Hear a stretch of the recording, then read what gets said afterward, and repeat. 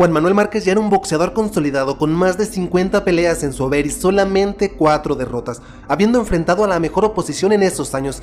Márquez también era considerado el mejor boxeador mexicano y un digno representante del boxeo azteca.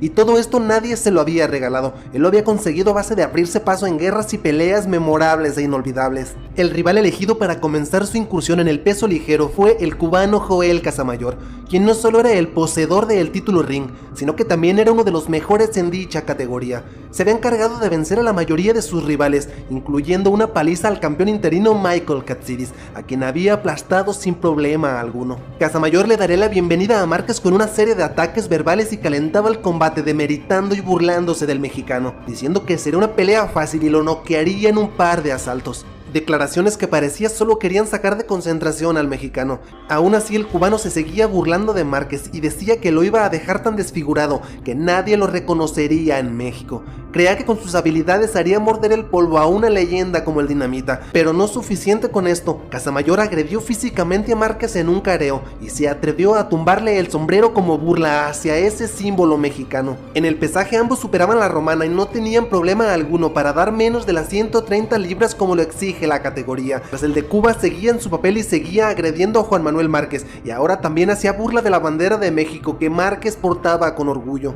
Llegaría el sábado 13 de septiembre del año 2008. Los boxeadores veteranos de Cuba y México chocaban por quién era el mejor ligero del mundo, y así comenzaba la pelea. Ambos se fajaban y desde el inicio mostraban todo su repertorio boxístico. Casamayor era veloz y con su guardia zurda le causaba problemas a Márquez, pero el mexicano encontraba la manera de contragolpear ferozmente al cubano. Ambos iban al frente sin miedo y cada uno conectaba tantos golpes como recibía, pero claramente los puños de Márquez eran más dañinos y se veía cómo lastimaban a Joel Casamayor en cada intercambio. Aún así ninguno se replegaba y tanto Casamayor como Márquez seguían buscando el choque. Los dos querían lastimarse y no dejaban de lanzar metrallas sobre el que tenían enfrente. Incluso de un momento a otro el cubano comenzó a ser más agresivo y buscaba la humanidad del mexicano, pero esto solo benefició al de la capital mexicana, quien aprovechaba los fallos y después contragolpeaba con furia.